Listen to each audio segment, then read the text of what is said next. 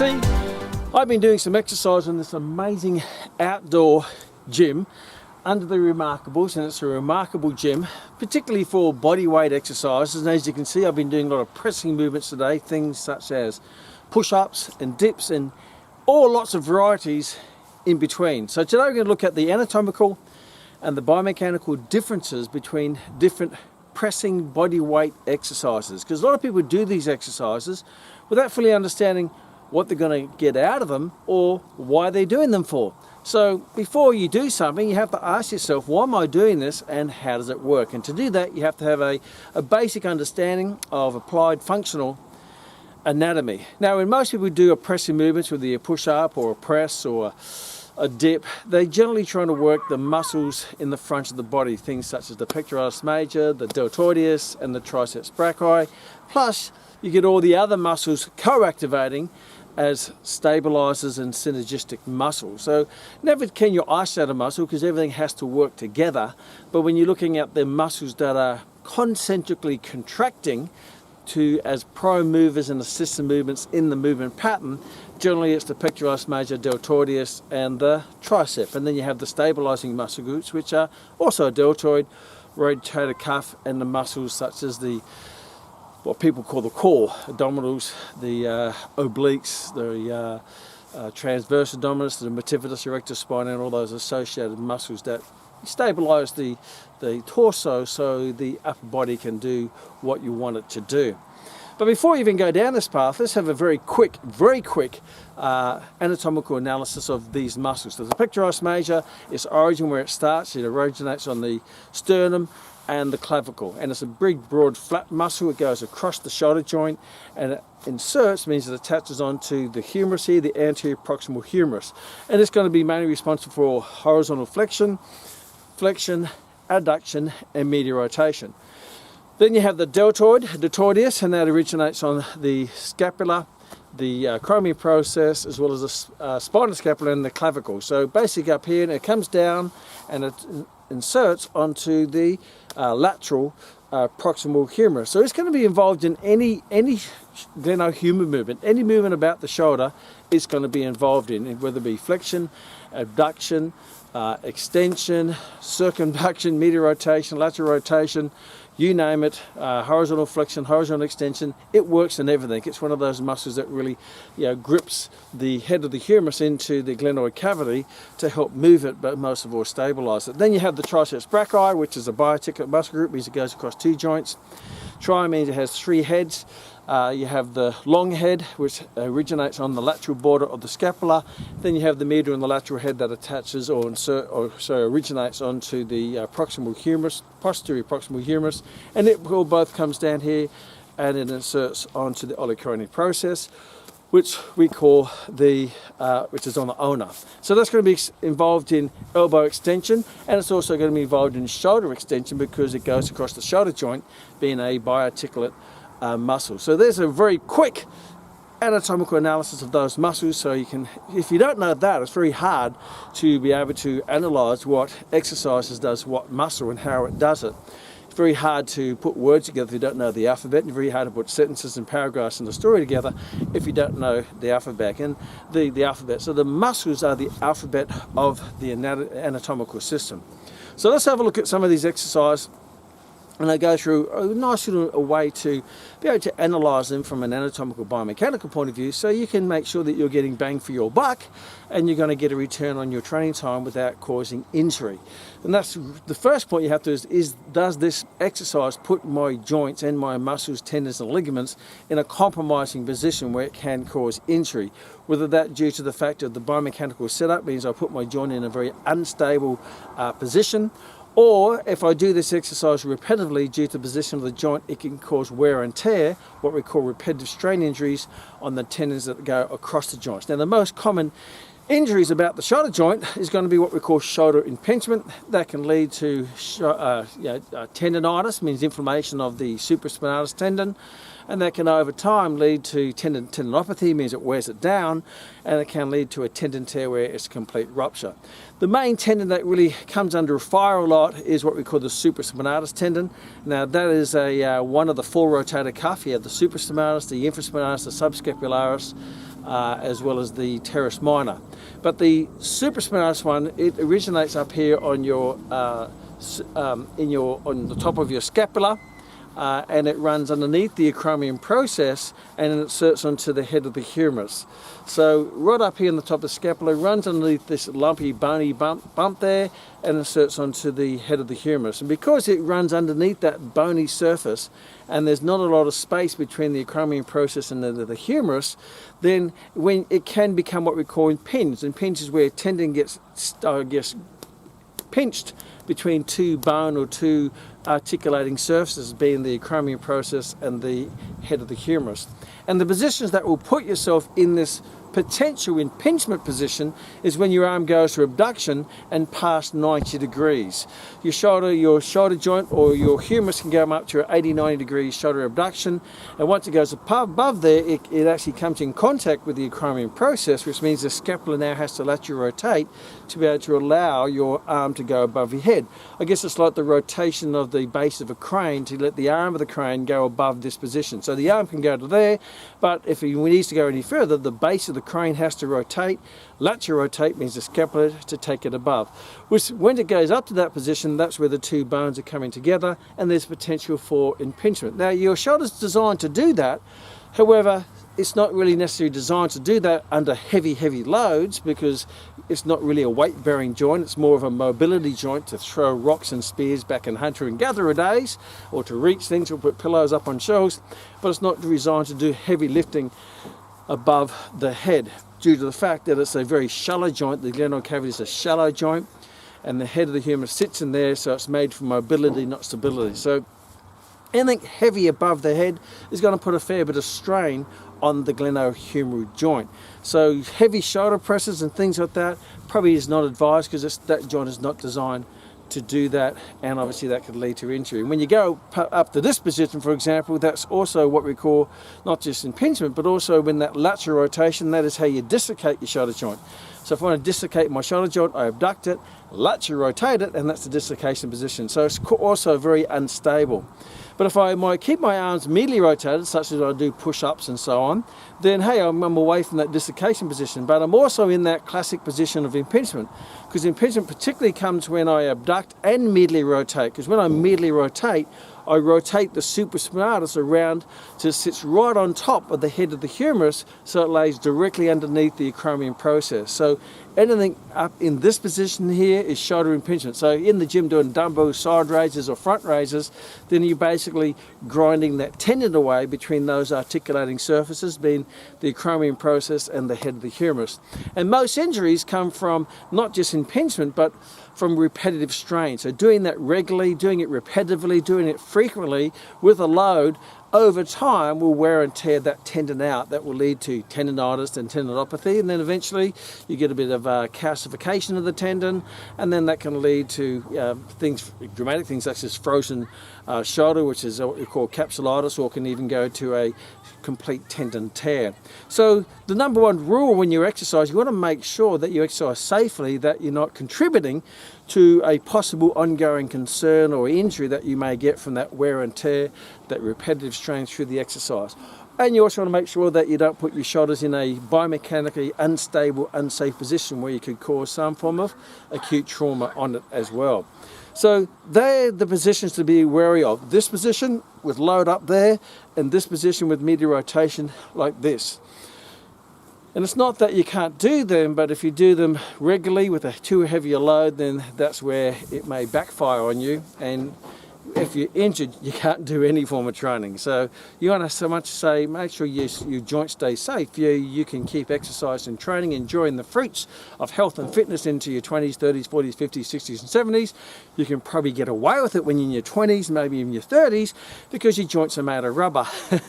Not literally, but they're very durable. But over time, when they wear and tear, when you get to my vintage, I'm in my 50s, approaching my 60s, then yes, I've got lots of underlying injuries that I started to develop when I was in my 20s, and now they're starting to bite my bum now in my 50s and going into my 60s. So I have to be even more super careful, but I know where those injuries came from. I know the origin of them from the things I started to do in my 20s. So if you're in your 20s now, learn from someone who's in his 50s and 60s so you don't end up injured, worn out, tendonitis, itis all over your body, and you can't do the things that you want to do in the second half of your life. So let's have a look at the exercises, bodyweight exercises. Let's look at the push-up. Now, if you're looking at what is one of the best exercises to do, I guess depending on what the best and what you're training for, so what exercise you pick is depending on what you're training for. Is it to get the best bang for your buck, the most maximal force generation through a muscle? Is it to train a specific joint angle for a sporting reason or an occupational reason or from some other reason? So you just got to have to, before you start, rather than jumping in there and doing all these variety of exercises, not understanding what they're going to do to your body, particularly in the long term, then make sure that you know what you want to get out of it before you get started, so you know what to do and what not to do, what is safe and what is not safe. That way you can get the results without getting injured. So if you look at some of the, I guess if you look at your target is the chest, I guess the pectoralis major and obviously the delts and the triceps, then to put yourself in the strongest biomechanical position to exert force, then that position would be doing some form of bench press with your arm out in the abducted position, and like a normal medium to wide grip push-up, or in the gym would be a medium to wide grip bench press, because that's going to be the strongest position that your anatomy is in biomechanically and muscular wise to exert force. The reason why is because the pec is a big muscle. It goes across the shoulder joint and inserts in the anterior proximal humerus, and it's a very strong horizontal flexor because it has a direct line of pull between the origin, being the sternal head and the clavicular head. Therefore it has a direct line of pull from the origin here to the insertion. So it's very direct, and that direct line of pull, and it can generate a nice amount of pre-stretch here, because that's what we call the elastic properties of muscle. If I have an elastic band and I lengthen it, then I increase its potential to pull the two ends together. I generate more tension or force in the elastic band to pull the two ends together. So if I pull them apart, they can pull together even more powerfully. So when I do a wide grip bench press, I get a good stretch. Therefore, I can generate high amounts of force and high amounts of tension and pull the insertion towards the origin, as an elastic band will pull one end to the other end. So a medium to wide grip bench press is going to be probably the, I guess I had to pick a exercise that's going to maximize your force generation and the potential to generate force, then that would be the exercise. And I guess that's why in the gym, a lot of people will pick the wider grip bench press to lift their heaviest weight, not close grip, or not one grip up here and one down here, or whatever it might be, all the varieties that you get, because it's a strong position. Now, when you're doing bodyweight exercise, you can't adapt the weight, so it's a set weight. So that's something to consider. So it's hard to get progressive overload, because the overload doesn't progress because it stays the same, which is your own body weight. And I guess that's one of the reasons why people go in the gym, so you can actually put weight on. But you can actually increase a bit of load by maybe getting your child to sit on your back while you're doing it, or someone to press down on your shoulders when you do it. If you find that the repetitions that you're doing is very high, therefore you're developing more muscular endurance rather than strength. So the tension isn't as high, but you can endure it over a long period of time with lots of reps. When you're looking at 15 reps and above, you start to go to the endurance zone of development rather than strength zone, which is anywhere between from 1 up to, say, 10, 12 repetitions. So the wide grip bench press, if you're looking at that movement pattern, when you look at any movement pattern, you look at what joints are involved, what are those joints doing during the concentric contraction phase of the movement, which is the lift phase, and what muscles are responsible for those joint actions. So if you're looking at the wide grip bench press, the shoulder joint is horizontal flexing, the elbow joint is extending. So the muscles that horizontally flex the shoulder joint, or the glenohumeral joint, is the pectoralis major, as well as the deltoideus, or the deltoid muscle. The muscles that extend the elbow joint are the tricep. So good strong movement, that's a good base exercise to start with. Now when people start to play around with that and start to do lots of varieties around that exercise. So if we keep the grip the same, what do some people do? Well, some people decide, hey, I want to put my feet up on a chair, on a bench, on a ledge, whatever it might be, and that way your feet are up behind and your head's down. Now first of all, it's probably not advised if you have, if you're not in good shape, because head below the heart with a lot of force generation, bit of tension in the body, then that could overall cause a stroke. Probably a good position to get someone who's not really in good shape, who have coronary heart disease, atherosclerosis, and that could lead to, particularly when the blood goes down to the head, probably not advised. However, if you're young and you want to say, hey, I want to play around with this, that's fine. However, just be aware of what you're actually doing, and are you making the exercise harder, or is it easier? Is it less or more dangerous? So when you go into a feet up in the bench, you're virtually doing an incline bench press if you the other way around in a gym setting, because you're not pressing this way now because your feet are high. You're not pressing this way. You're more pressing that way because your feet are up on the bench. So now you're doing more of a incline bench press, but it's actually upside down incline bench press. Now, the possible challenge with that is you're taking your arm more into abduction, so your arms are going more higher, so now you're going into maybe potential impingement. So if you have a history of a shoulder impingement or tendonitis, you may find that exercise will actually start to grind away, and as it does for me. Even if I wanted to do that exercise, I wouldn't do it because it actually hurts my joints. A flat bench press I can do, or a flat push-up I can do, but if you put my toes up on a bench, which I never will because there's no benefit for me, but from a safety point of view, they would tend to put a bit of grindingness in my joint.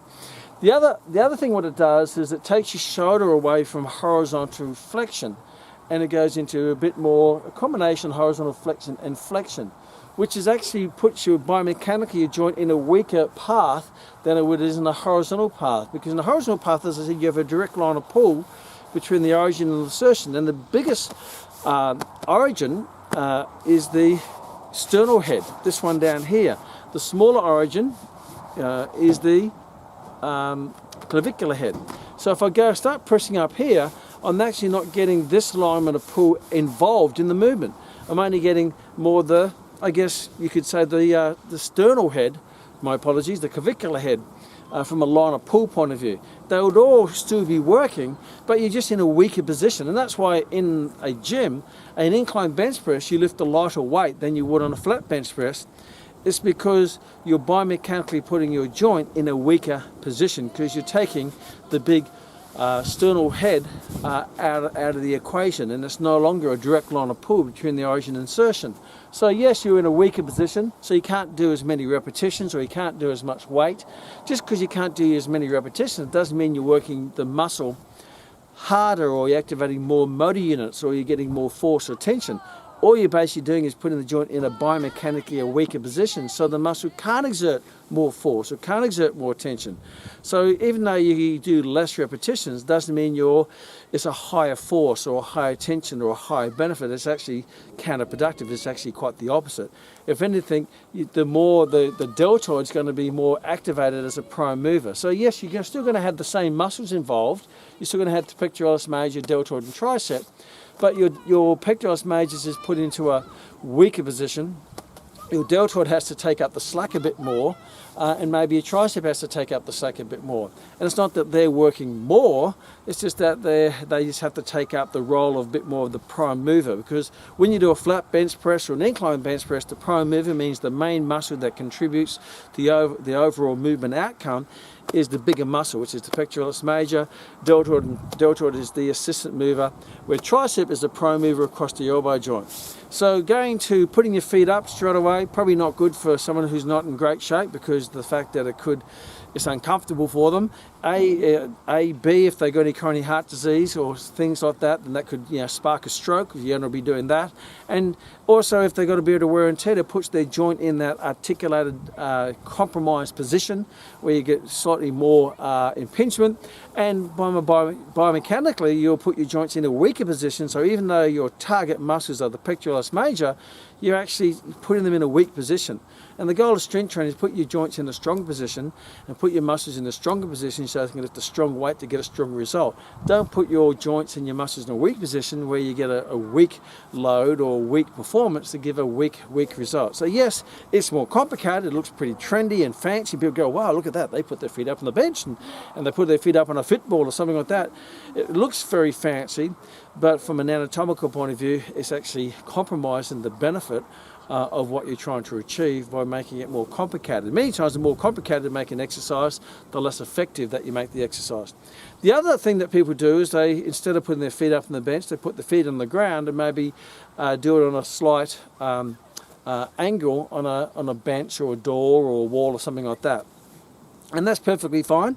Obviously, if you do it, you find it's a lot easier due to the fact that your whole body weight, you're not using the direct line of pull of gravity coming down. So you're still using, if you're on a wall, for example, you're still actually going into a slight incline position, or if you're on a bench, it's still a slight incline position. So some people may find it a bit compromising in the joints due to the fact that your shoulder goes into a bit of a extra abduction, so you've got a horizontal flexion with a bit more abduction and flexion in this position, and because you're not all the way down, you don't have a direct line of pull between gravity and your body weight. It actually makes your body weight a bit lighter, so the load is a little bit easier to lift when you're doing that exercise. It may be an exercise that you do if you can't do full push-ups, or you don't want to go down to the ground because it's awkward getting down and up. People who are a bit old and jointy and all that bit, they want to do it on a bench or something like that. That's perfectly fine. But you may be aware that you're also taking that shoulder into a bit more shoulder impingement, abduction with a bit of flexion. Then that could be a bit grindy on the joints. But you just have to sort of adapt and play around with it to see, okay, is this giving me the outcome that I want, or is it compromising my joint, and is it giving me the load and the performance that I want for the exercise? So that's doing a bench press, more upright on a box or a table or something like that, makes it a little bit easier. So that's keeping the position here. Now you could actually bring the position in and out. So what happens when you bring your hands in and out? Well, basically what happens when I bring my hands in, my shoulder joint starts to adduct. So this is abduction out here, and when I bring my hands into a close grip, maybe push-up position, my shoulders adduct. So I'm actually putting my shoulder in an adducted position. And what does that do to the pectoralis major? It brings, because what adducts the shoulder joint is the pectoralis major. So your pectoralis major goes into a shortened position. The elastic band goes into a shortened position, and when the elastic band's in a shortened position, it cannot generate as much force, means it gets in a weaker position. So when I bring my hands in, I put my pectoralis major in a weak position purely by shortening it. The other thing I take away is that biomechanical advantage of the direct line of pull between the origin and the insertion, because now I don't get that direct line of pull between the two heads, the sternal head, clavicular head, the pectoralis major, because it comes down in here. The sternal head, it's not going to, you can't pull. The sternal head's already pulled. All you can do is maybe activate a bit more of the clavicular head. So my pectoralis major is in a pretty much a passive position. It generates a little bit of force, don't get me wrong, but nowhere near as much out of here because it's lengthened, means more tension, direct line of pull. Here, shortened, less tension, and it hasn't got a direct line of pull. Therefore, in this position, what has to do most of the work is going to have to be your deltoids and your triceps, because you're taking the big muscle out of play. So when you do a close grip bench press, that's why you can't do as many repetitions, or in the gym you can't lift as much weight, because your big muscle has been taken out of action. Therefore you have to depend a bit more on your smaller assistant muscles such as the deltoid or the tricep, which is a prime mover across the elbow joint. So doing a close grip bench press, that's going to be probably better for someone who wants to put more emphasis on your shoulders and your elbow. And the good thing about it, from a safety point of view, when you bring your arms in, it takes your shoulder away from impingement.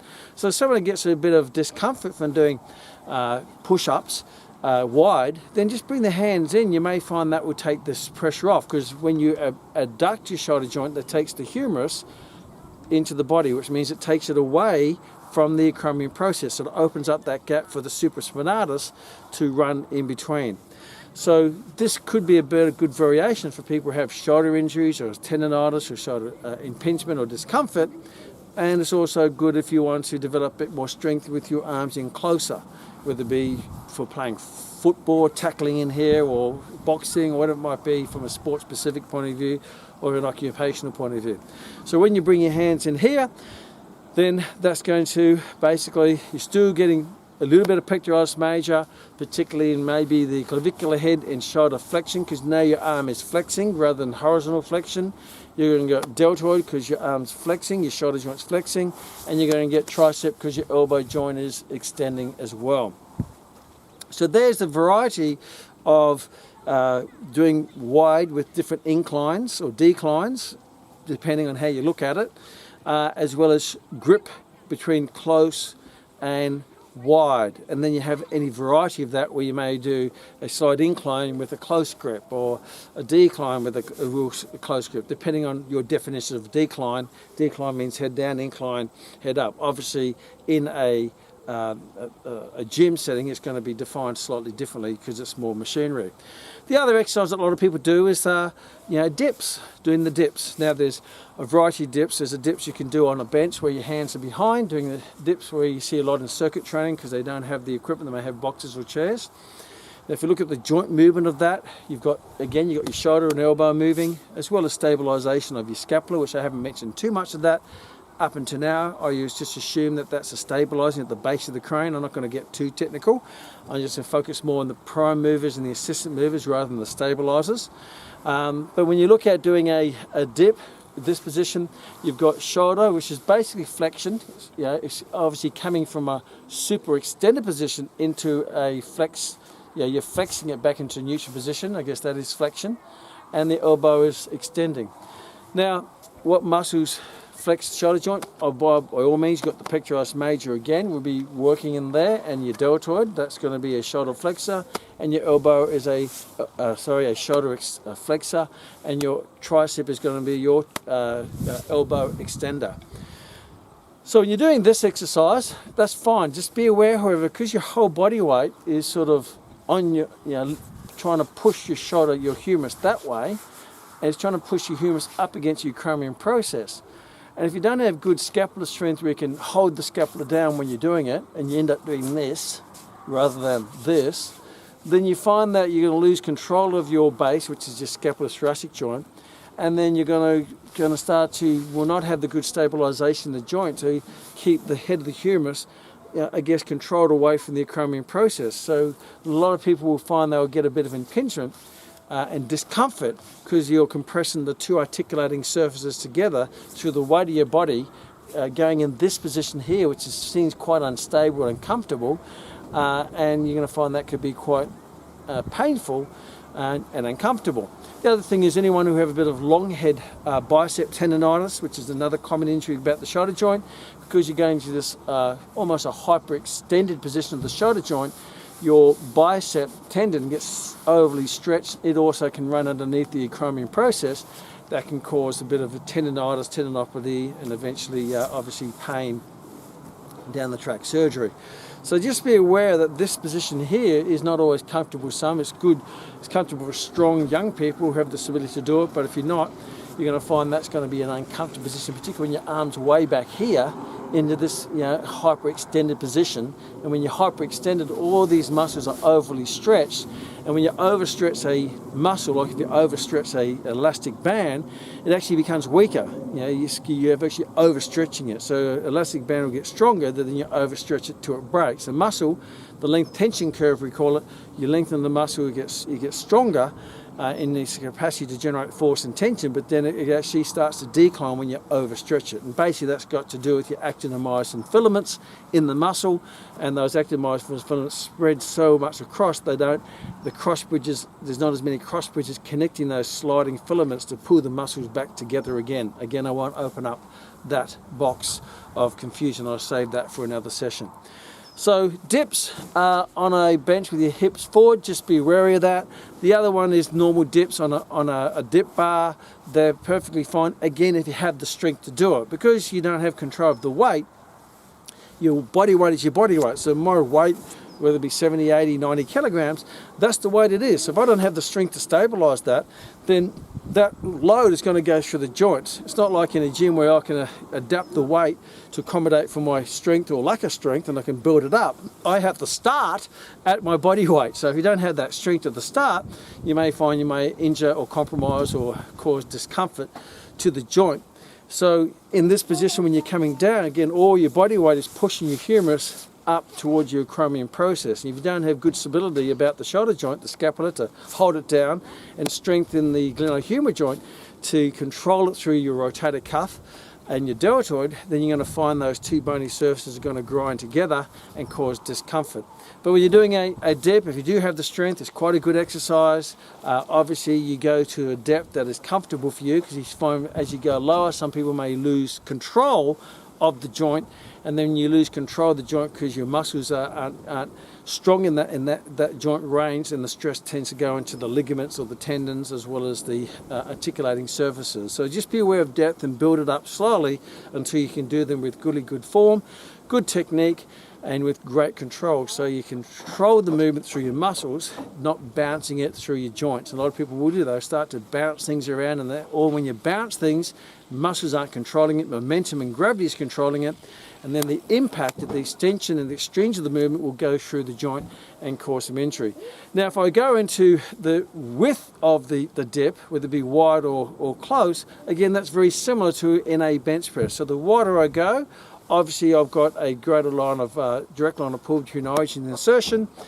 I'm going to get a bit more of a stretch on the pectoralis major due to going the arm into abducted position. So I'm going to probably be a bit stronger in the wider position dip.